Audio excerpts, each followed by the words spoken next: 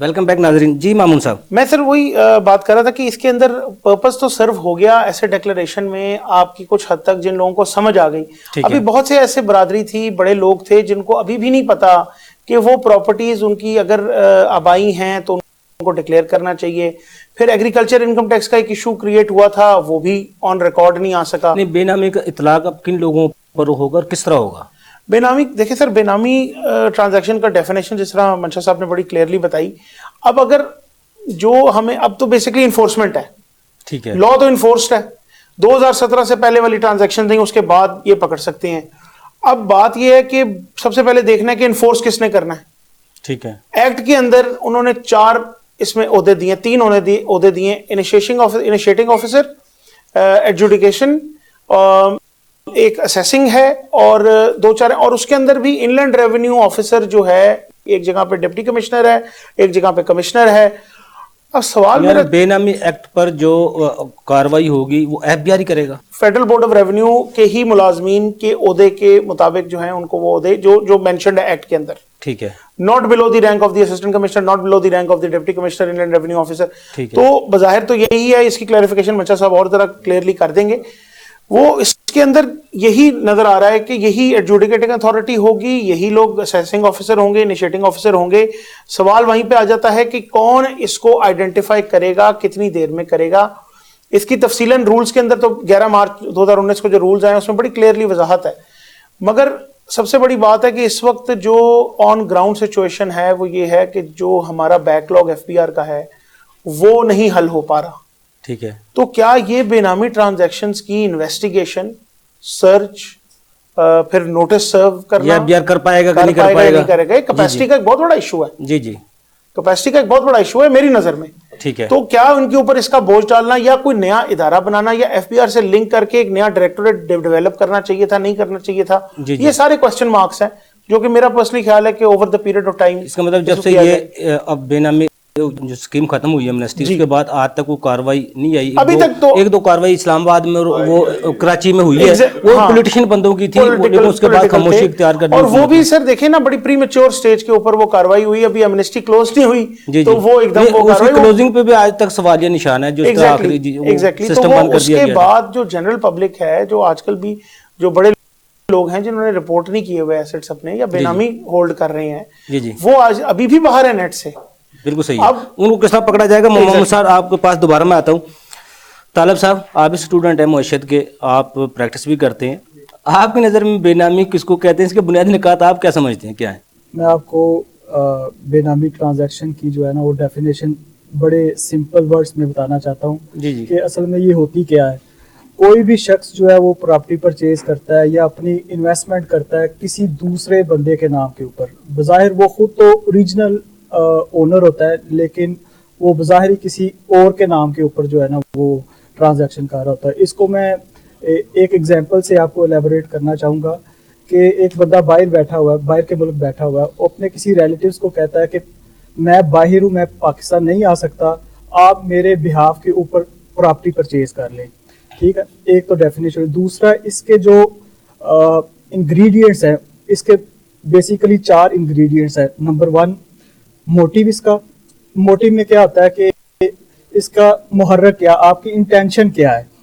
तो उसमें यह है कि सबसे पहला इंग्रेडिएंट ये है कि मोटिव होना चाहिए, एक उसकी नीयत होनी चाहिए, उसकी इंटेंशन होनी चाहिए। दूसरा इसका जो इंग्रेडिएंट्स है वो कंसिडरेशन होनी चाहिए। कंसिडरेशन में ये है कि मनी ट्रेल होनी चाहिए, उसे पता होना चाहिए कि उसने किस किस सोर्स से ये जो है प्रॉपर्टी वो परचेज कर रहा है, इन्वेस्टमेंट कर रहा है, उसके पास मनी ट्रेल कहाँ से आई, उसने कहाँ से पैसे भेजे हैं, प्रूफ मुकम्मल होना चाहिए, उसका प्रूफ मुकम्मल होना चाहिए। तीसरी चीज जो इसमें आती है वो है पोजेशन ऑफ प्रॉपर्टी, उसके पास पोजेशन होनी चाहिए, प्रॉपर्टी की पोजेशन होनी चाहिए।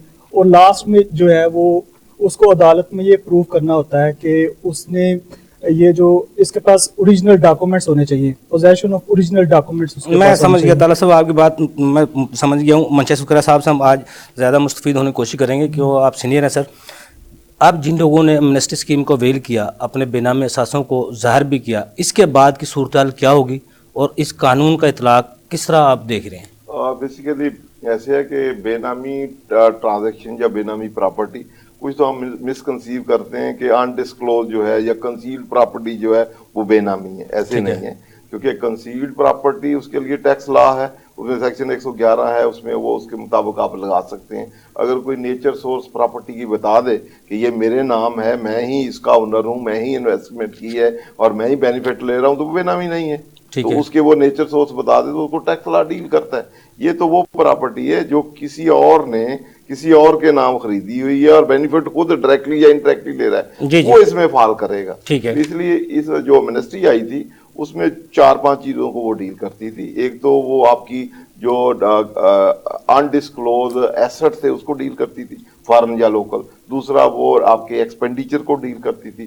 तीसरा आपका ये बेनामी ट्रांजैक्शन एक्ट जो है इसको डील करती थी। इसमें ये जो ट्रांजैक्शन आपने 2017 से ऑनवर्ड किए हैं या प्रॉपर्टी खरीदी है या बेनामी हेल्ड की है उसको डील कर रही। थर्ड वो आपकी सेल टैक्स और फेडरल एक्साइज की सेल टैक्स आप 2% दे के उसमें करती थी, उन चीजों करती थी। तो उसमें ये बेनामी जो आपकी प्रॉपर्टी है, मूवेबल इमूवेबल, आपके अकाउंट थर्ड पार्टी के नाम है, आप एक्चुअल ओनर हैं, आप बेनिफिट ले रहे हैं, वो भी आप उसमें डिक्लेयर करके उसको आप बेनामी ट्रांजैक्शन की एप्लीकेबिलिटी से, इन्फोर्सेबिलिटी से आप बचा सकते हैं। अगर वो कैरी आउट करेगा तो उसके इस लॉ के तहत उसको क्रिमिनल प्रोसीडिंग उसके अगेंस्ट फौजदारी के मुकदमात भी उसको ऊपर हो सकते हैं। बताने लगा ना, अगर कोई प्रॉपर्टी ट्रांसफर करेगा या बेनामी हेल्ड करेगा तो उसको चैप्टर 8 है जिसमें सेक्शन 51 है और 52 है, उसमें अगर बेनामी ट्रांजैक्शन या प्रॉपर्टी हेल्ड की है या ट्रांसफर की है तो उसमें उसको मिनिमम सजा जो है 1 साल की है और मैक्सिमम 7 ईयर पे चलती है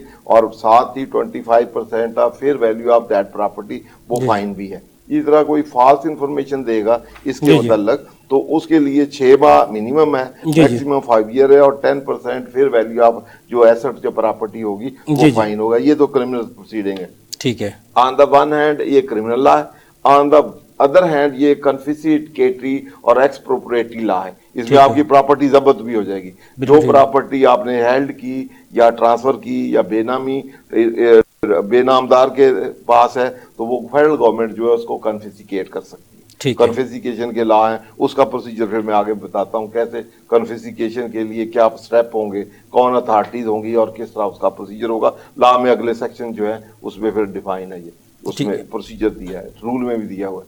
और थर्ड ये है कि ये ट्रांजैक्शन जो है आप प्रोहिबिशन ऑफ रीट्रांसफर भी है। अगर आपकी बेनामी है, आप किसी को और आप बेनामदार हैं, आपके नाम है प्रॉपर्टी, आप किसी को ट्रांसफर करेंगे तो उसकी भी प्रोहिबिशन है। साहब अब जो अफसरान इसके ऊपर काम करेंगे जिनको इख्तियारात दिए जाएंगे, मैं एक ये बता दूं उसके बाद ऑफिसरों पे आते हैं, वो प्रोहिबिटेड भी है और उसके बाद अगर आप ट्रांसफर करते भी हैं तो वो नॉन एडवाइड होगी। अगर बेनामी ट्रांजैक्शन बेनामदार के है, नाम है या उसके नाम है या ट्रांसफर रीट्रांसफर करता है किसी और को तो वो लीगल ट्रांसफर नहीं होगी, वो नॉन एडवाइड होगी, उसकी कोई हैसियत नहीं होगी, वो कन्फिस्केशन से नहीं बच सकेगी। अगर ट्रांजैक्शन बेनामी ट्रांजैक्शन प्रॉपर्टी बेनामदार और बेनिफिशियरी प्रूव होते हैं वो फिर कन्फिस्केशन उसकी हो सकेगी और क्रिमिनल प्रोसीडिंग भी हो सकती है। इस तरह जो अथॉरिटीज इसमें वो बगैर नोटिस के छापा मार सकते हैं या नोटिस दे के पहले छापा मारेंगे? किस तरह उन्होंने कहा बगैर नोटिस के कर सकते हैं, लेकिन उसमें मैं आपको तो बता, इसमें अथॉरिटी जो है इसमें एक तो है 3 किस्म की अथॉरिटी है। एक तो एडमिनिस्ट्रेटिव है जिसमें अप्रूविंग अथॉरिटी है। अप्रूविंग जो है वो कमिश्नर लेवल का आदमी है जो कि अप्रूव करेगा प्रोसीडिंग को। उसके बाद इनिशिएटिंग अथॉरिटी है, वो डीसी लेवल का आदमी है जो कि आपका ये सारी इन्वेस्टिगेशन करेगा या वो आपसे इंफॉर्मेशन कॉल कर सकता है या आपकी प्रेमिसेस को सर्च कर सकता है और सर्च भी कर सकता है, एंट्री भी कर सकता है, रिकॉर्ड अंपाउंड भी कर सकता है, इन्वेस्टिगेशन भी कर सकता है, इंक्वायरी भी कर सकता है। अच्छा, रिकॉर्ड में से मंशी साहब ये थोड़ा सा हमारे नाज़रीन को बताइएगा, रिकॉर्ड में क्या क्या चीजें उठा सकते हैं अफसरान?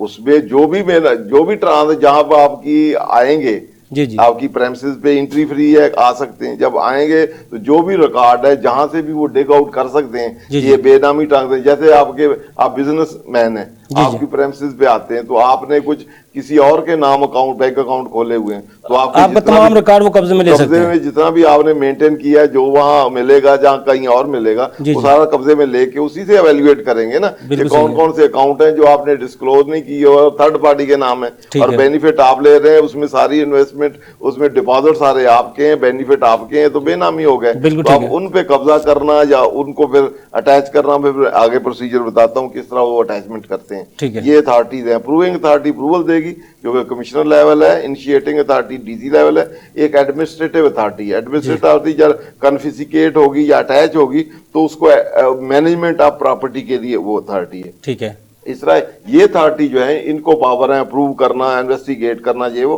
अच्छा, एससीसीपी भी कोई इख्तियार है इसको, बेनामी एक्ट पर कोई एससीसीपी भी कोई कार्रवाई कर सकती है? नहीं, ये इंडिपेंडेंट अथॉरिटी है, यही करेंगी। अनलेस के फेडरल गवर्नमेंट उनको अपॉइंट कर दे, जैसे एफबीआर वालों को अपॉइंट कर दिया है, उनको ये अथॉरिटी दे दें, तो उनको कह दे आप अप्रूविंग अथॉरिटी है, आप आपकी जो है आप इनिशिएटिंग अथॉरिटी है या आप एडमिनिस्ट्रेटिव अथॉरिटी है, तो वो बन जाएंगी। या उसके बाद है ये वाले इन्वेस्टिगेशन करके, और इन्वेस्टिगेशन करने के बाद सेक्शन 22 है, उसके तहत फिर एक शो कॉज नोटिस देंगे जो वो इनिशिएटिंग अथॉरिटी दे सकती है। उसके पास मटेरियल हो जिससे वो उसको रीजन टू बिलीव हो कि ऑन दैट बेसिस के मेरे पास ये इन्फॉर्मेशन है कि ये बेनामी प्रॉपर्टी है, इसके पास है या ट्रांसफर हुई है या हेल्ड की है, वो उसको भी नोटिस देगा, बेनामदार को भी, और जो बेनिफिशियरी है उसको भी नोटिस देगा।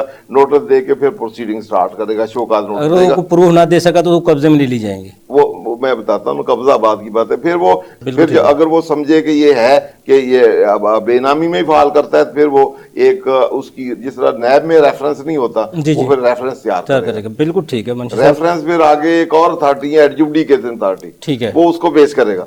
फिर एडजुडिकेशन अथॉरिटी जो है वो फिर आगे उस पे कार्रवाई, वो शोकाज बचने का कोई रास्ता नहीं है। वो ऑर्डर करेगी, एक तो वो कहेगी ये है, या कहेगी ये ठीक है बेनामी, या कहेगी नहीं। अगर वो कह देगी ये ठीक है तो फिर वो परमानेंट अटैचमेंट के साथ फिर एक और कन्फिस्केशन का ऑर्डर पास करेगी, ये प्रॉपर्टी जब्त कर लो। बिल्कुल ठीक है। मामून साहब, ब्रेक से जाने से पहले मैं आपकी तरफ एक सवाल छोड़ के जा रहा हूँ। जिस तरह आप कब्जे में कर लिए, जो बेनामी के जरिए असासे कब्जे में ले लिए गए, अब जो शख्स होगा उसको कानूनी चाराजोई के लिए कोई हक हासिल होगा तो वो कौन सा इदारे में जाएगा, कौन से ट्रिब्यूनल में जाएगा, कौन सी अदालत में जाएगा? लेकिन ब्रेक से बाद आपसे जवाब लेता हूँ। नाज़रीन, छोटा सा कमर्शियल ब्रेक, हमारे साथ रहिएगा।